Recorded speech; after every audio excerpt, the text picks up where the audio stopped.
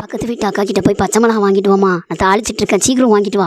பக்கத்து வீட்டில் போய் எதுக்குமா பச்சை மிளகா வாங்கணும்? கடையில் வாங்கி வைக்க வேண்டியதானே அப்பாட்ட சொல்லி.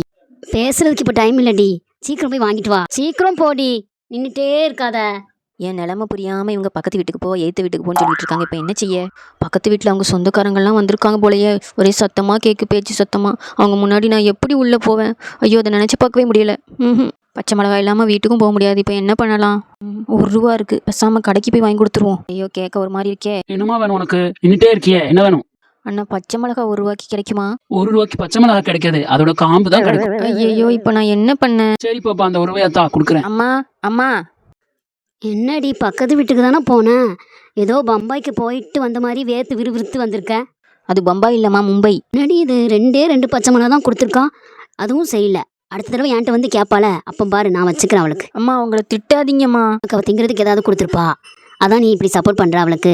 நல்லா தின்னுட்டு கதை பேசிட்டு வந்திருப்ப. யாரு? நான்